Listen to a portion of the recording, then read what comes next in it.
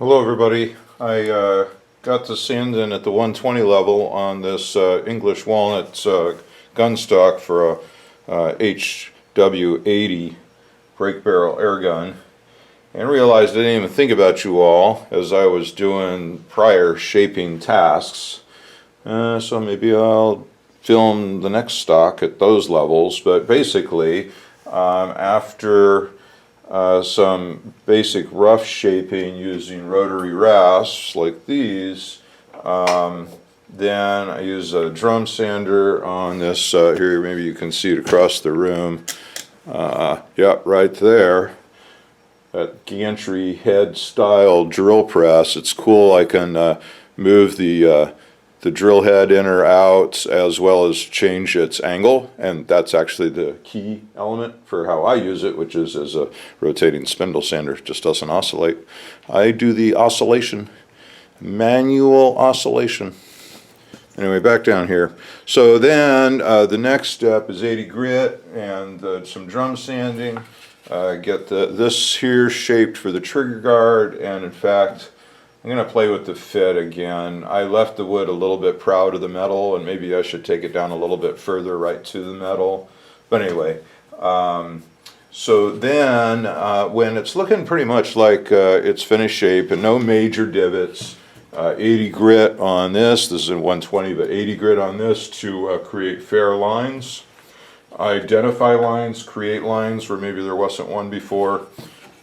This, for example, would be considered what I call a line.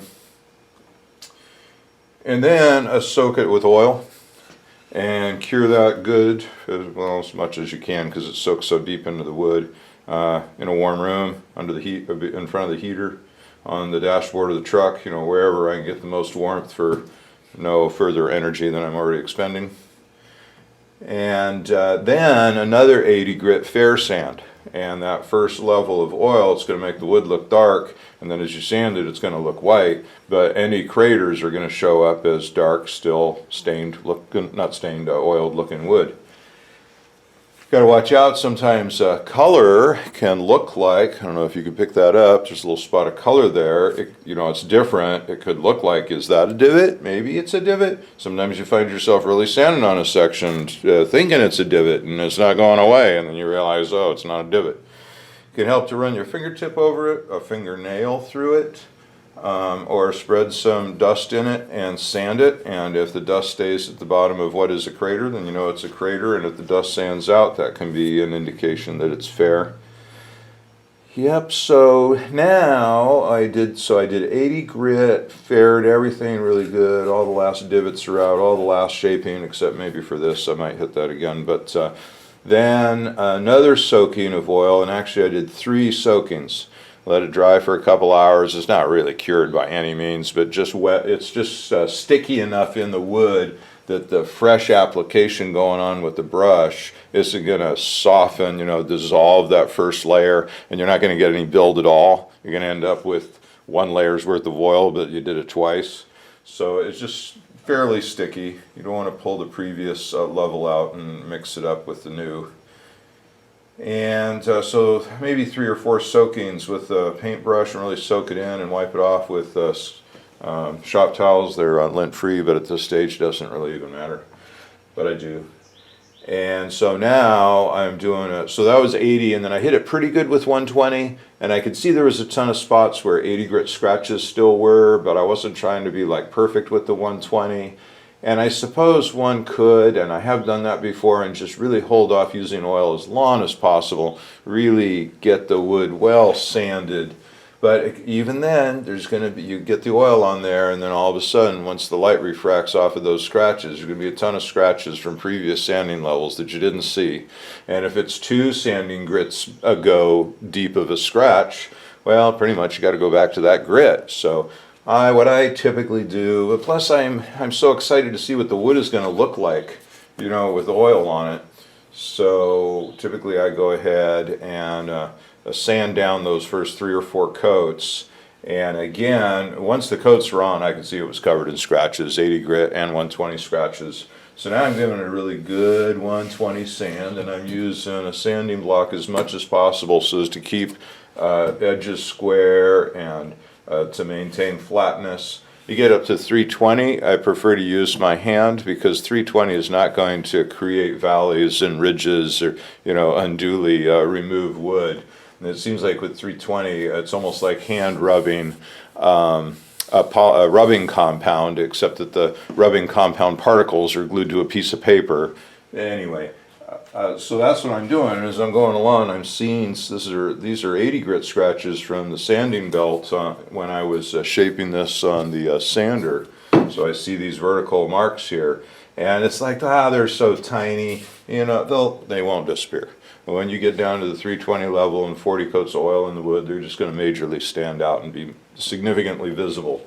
So if you can see it at all, it's a big deal, and it's just got to be sanded out until you can't see it. So I'm going to do this now for an hour or two. I'm going to work on sanding this stock with 120, and then I hit it with some 220 and 320, even though those are not finished sandings. They just kind of give the almost smooth enough areas a degree of polish that'll make them stand out as pretty well don't need attention.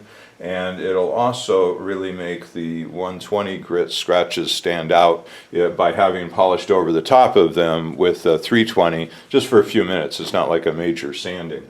But anyway, that's what I'm going to do. 120 until I think I'm done. 220 and 320, and I'll pick up a bunch more. There's kind of a limit to my patience. Maybe it's ADD or something. But there's going to be a limit at this level where I remove a whole lot of the scratches that I'm seeing right now, and it's looking pretty good, and oh my God, there's so much more to do. And then I'll just go ahead and call it quits and do a few more soakings of oil and let it cure, and then it'll help me see not only the stuff I still see, but the other stuff I'm missing. I think it helps break up the monotony. You see the clear progression of the appearance of the wood, because it's going to just like really glow and pop here in a week or two. But as you see that going along, for me anyway, it seems like it keeps the motivation up to keep going, because it is many long monotonous hours of this. So there you go. I'm going to keep sanding, and as I do, if something occurs to me to mention to you, I will do so. I am not wearing a face mask right now. I normally would be, but if I want to talk to you, and I'm not going to raise a huge dust. And I also noticed that once the wood has been soaked in oil, the dust is heavy. It tends not to linger in the air. Not that I'm saying it's a good idea to be working without a respirator, but I would say the stuff doesn't really float around much. It tends to fall out right away. One thing I do as the paper loads up is use a metal brush, and with 80 grit, significant brush, to clean out the. You can see it floating there a little bit. But usually when I have a significant amount loaded up here, and I hold it down at waist level, and I just do it on the floor. It's bad. I need a vacuum. I know it, but it seems like for the most part it falls out. Not that I'm not wearing a respirator. I'm just talking here. All right, I'm going to sand for a minute or two.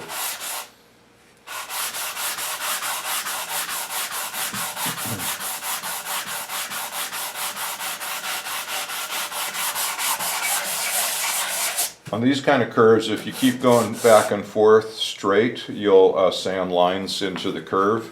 So in here I want to be straight. I don't want to do curvy.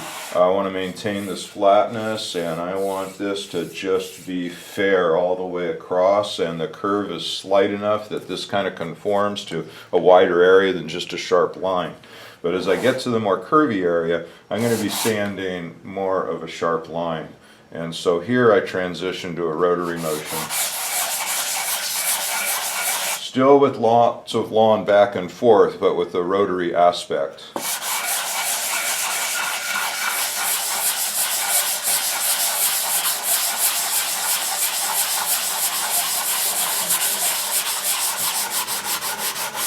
I did a few straight back and forth ones because I want to maintain these lines here at the bottom of the cocking arm slot. Try to maintain sort of a evenness to the curve as it approaches that opening.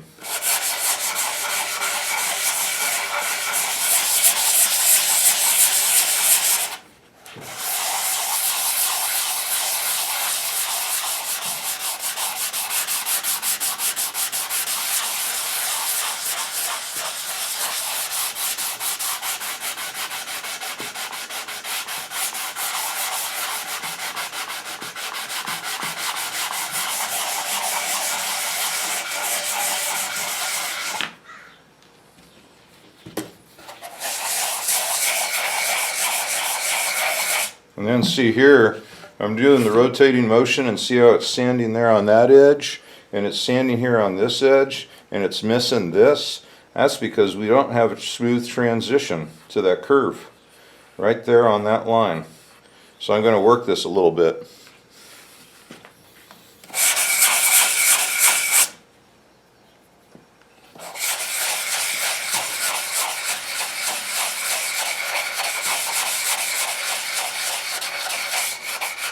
So see what I'm doing here, I realize, as I'm working, that it's not just one of fairing the surface of the wood, and it's not just about, it is though. It's also, I should say it's not just about, I should say speak positively, in positive terms, it is. The sanding is about fairing the shape, removing previous sanding scratches, and improving on curves and lines. Sometimes a line will make itself evident that you didn't think about before. I think that's what people mean when they say something silly like, it's the wood, let the wood talk. I think that's kind of what they mean. So like here I've now developed this line, and this is now a more curved shape. So I want to see if I'm matching that over here when I get there.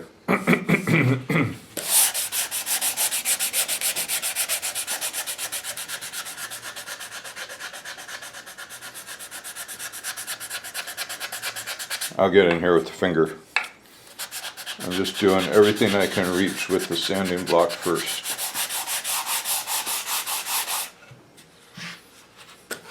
There's a little less sanded spot right there. That suggests to me that's not a real smooth transition of shape. But you got to make sure that it's not actually just color, right? So pay attention, don't go too far trying to sand out a valley that doesn't exist.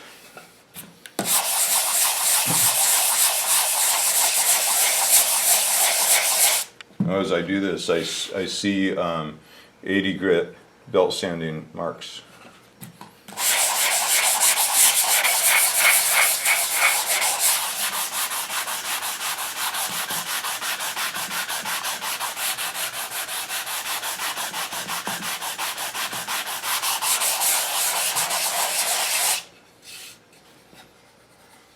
These are always hard spots right here.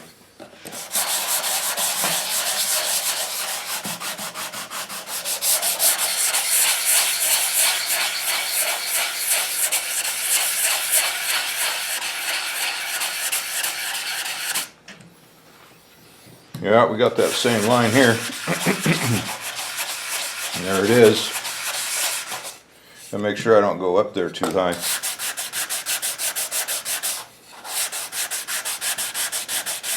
See, so when there's a line like this, is not really a line, but it is kind of a shape transition here that's almost a line. I could choose to blend this sooner so the line only shows up here. Could blend the whole thing, or I could accentuate that line and bring it back. But it'd be a bummer if the line went up high and then came down low out of a mistake, although that could become a feature too. Anyway, I'm just going to try to round this out a little bit more. I don't want a lot of a line there.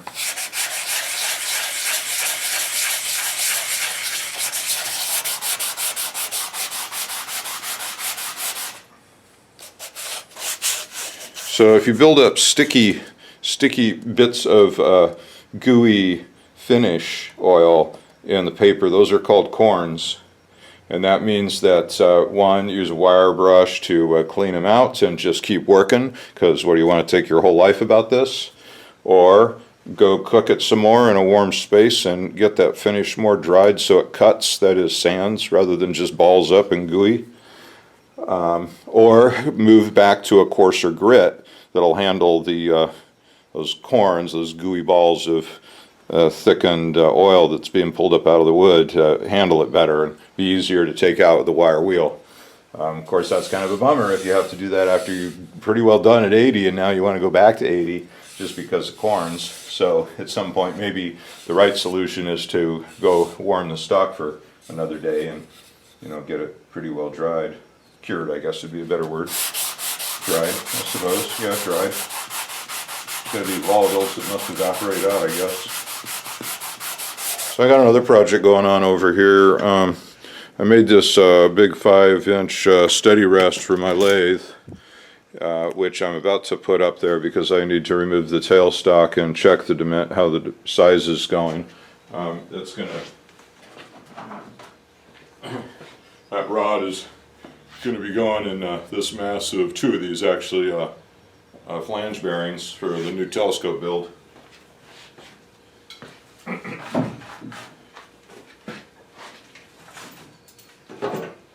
So I made this, refabricated this steady rest that came from a larger lathe I got on eBay. I cut the base of it off and remachined it, remachined this to shorten the height, and then TIG welded it with silicon bronze filler wire. And so I'm just going to place it right here because this is another little project I'm working on.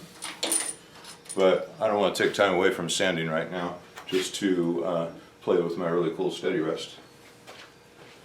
It's been taking about 20 minutes to do a pass, cutting it down. It started at 3 1/8 inch, which I bought on purpose because I needed exactly 3 inch to fit through those bearings.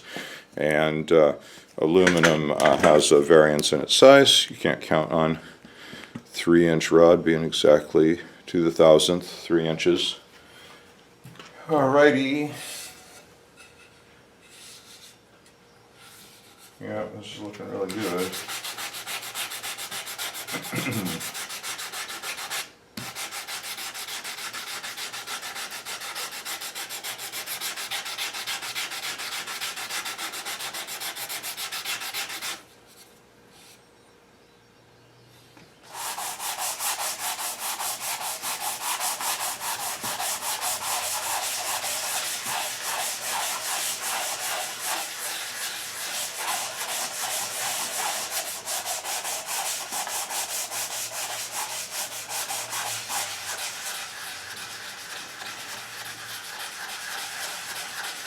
There's a divot. There's a divot showed up. Right there. This is a really hard transition area. I don't know if you can see that.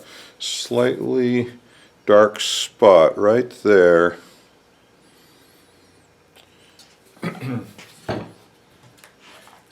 Doesn't look like much, but once we're at a high level of polish, it'll stand out. And it's a whole lot more work to deal with it later than it is now.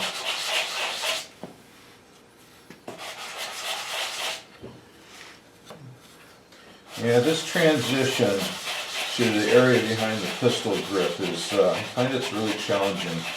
It's an area I'd like to work on in terms of finding a more pleasing way to transition it. Especially with our air guns. You know, a lot of air gunners like a more vertical grip, and it's difficult to get that shape to come out of a standard block of walnut anyway. But then to make the transition, you know, if the stock has a lot of drop in it, then it can hide this transition a little better. But if it's going to have a minimal drop stock to minimize recoil and improve that pointing aspect of holding it up to the face, then this is not very vertical, but you can see how this shape becomes accentuated the more this moves. So, you know, with the standard American classic stock, that this sort of emulates the ergonomics and firing behavior of, because the relatively minimal drop.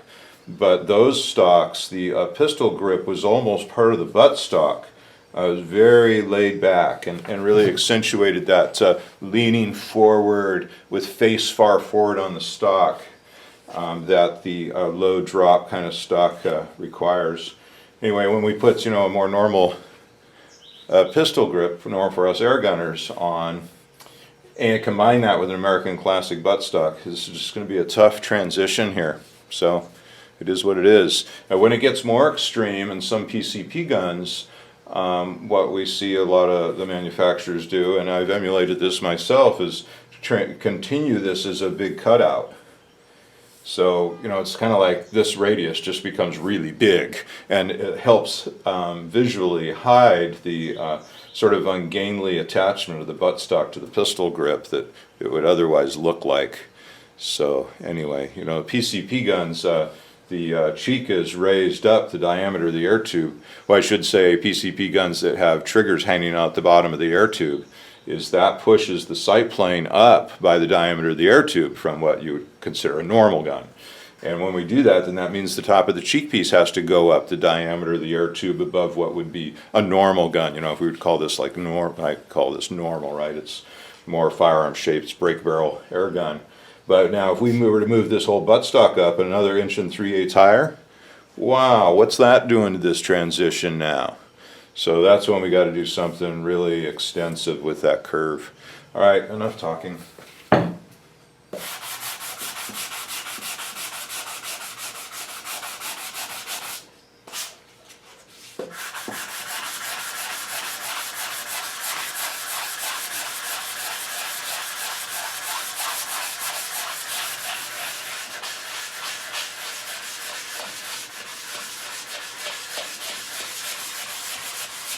These are Harbor Freight, a couple of bucks.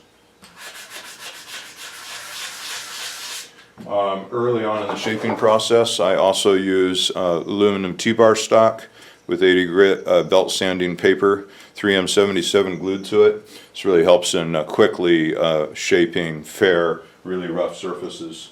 And then I also use machine belt paper rolled up into tubes for shaping around curves. And it can also be used on flat areas, kind of like a sanding block. Yep.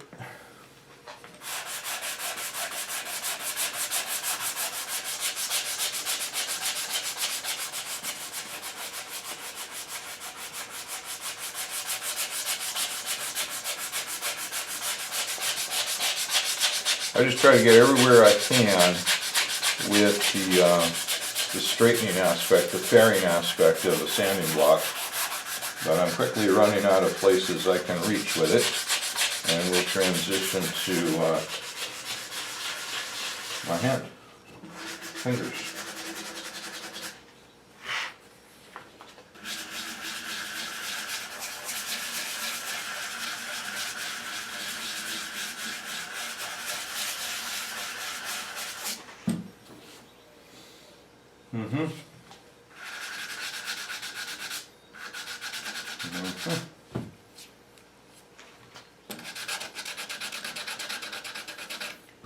Got some fun crackheads living across the street, although frankly I think it might be heroin.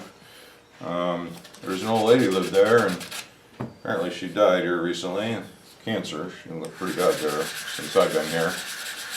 And well, I guess it's this crazy story about her 2 caregivers ago. She let that woman live with her, and that person had a brother that was in prison.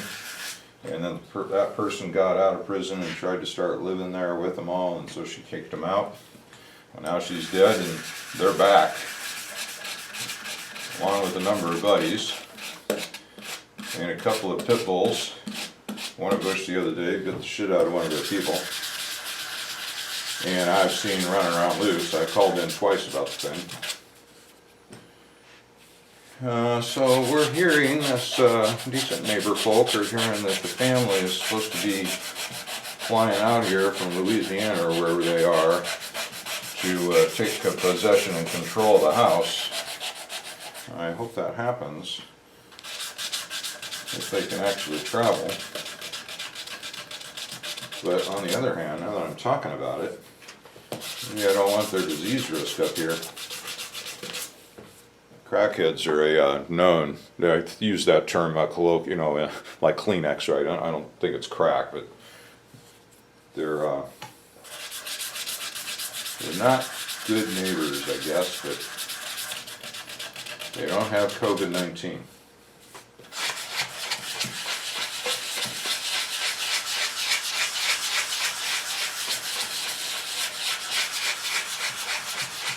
Yeah, I'm getting up on the side of this and working on this transition area a little bit, even though I really like using my thumb down in that valley by hand, and we'll do some of that.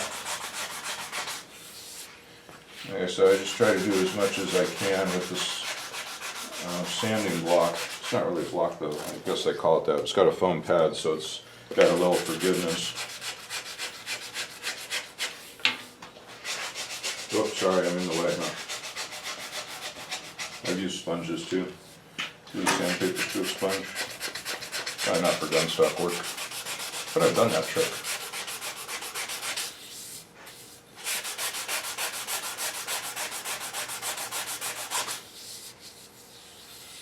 Well, let's get some finger work in there.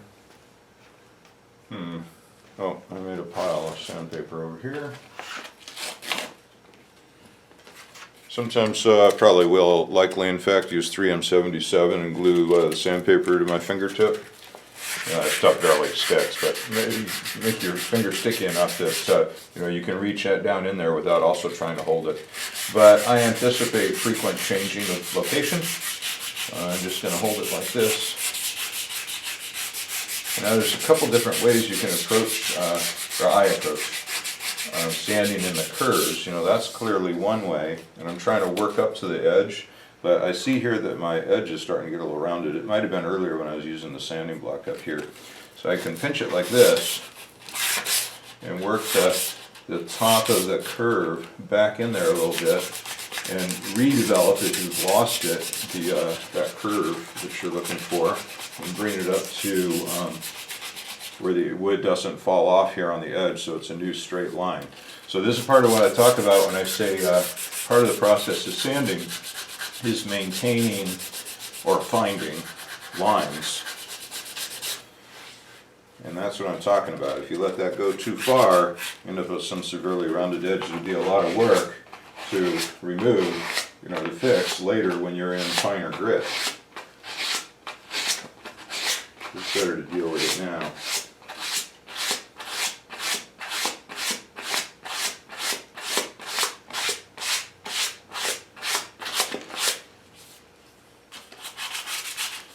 This is a good kind of motion to use, but be careful the edge of the paper doesn't create a gouge. And then if you're trying to wrap it around an edge, it's not going to wrap. It's going to make a kink in the paper, and that'll make a gouge. So, when you're doing this kind of operation around the curves, watch out for those things.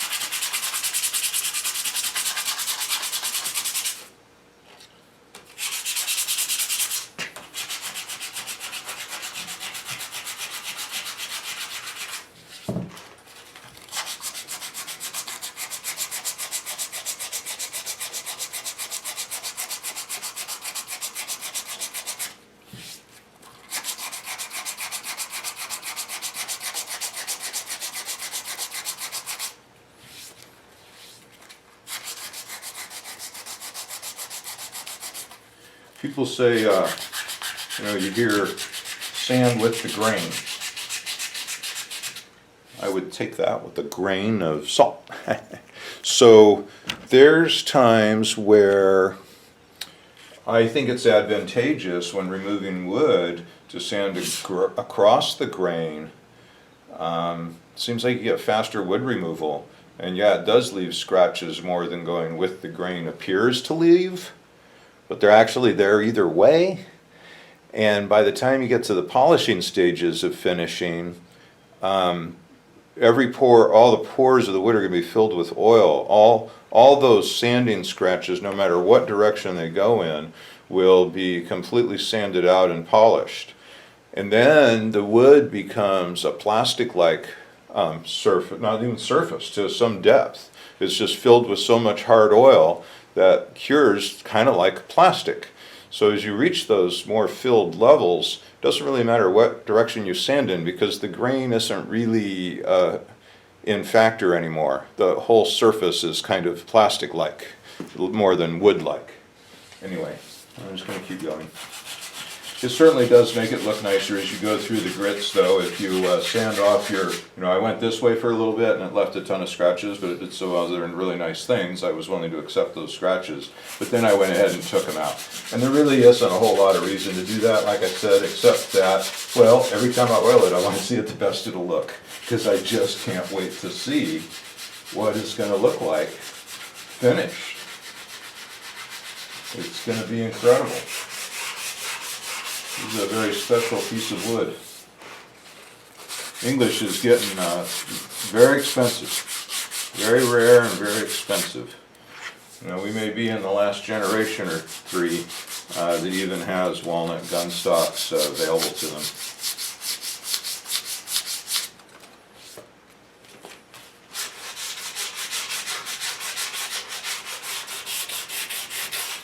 You know, and then these curves are going to also flip it around and attack it from this side as opposed to facing it like this, and use these fingers this way. And sometimes you have to, not you, sometimes I think the person has to find what's going to provide their hand a smooth, mechanical, machine-like motion. Because some of these things, you know, I do switch off my hands quite a bit. There's some motions my left hand can stand just fine. But there's other more complicated things that just feel really stilted and awkward. And I'm sure for someone that maybe has very little prior sanding experience, you know, maybe knocking down a little drywall mud, you know, once or twice in their life, or maybe when they're kids, you know, finishing a piggy bank or something. Well, those kind of people aren't going to have those well-practiced mechanical motion in either hand. So I get that could be a real challenge for a lot of people finishing a gun stock. But I would just say find a comfortable position where you have some kind of smooth repeatability of motion, and switch off hands so that you train both hands equally as you go along. And it won't be too long before you'll find yourself to be a human sanding machine. Alright, we're at I don't see it. Oh, there, 32 minutes. 32 minutes. 20 minutes is probably about as long as anybody's attention span has to listen to me ramble on and rub my wood. I would say that rubbing my wood is one of my favorite things to do. And I'm talking about finishing wood, of course. But I like to say that because it's kind of funny in a crass male way. Anyway, you see how my brain works when I'm here working all by myself. I just never really did it in front of the camera before.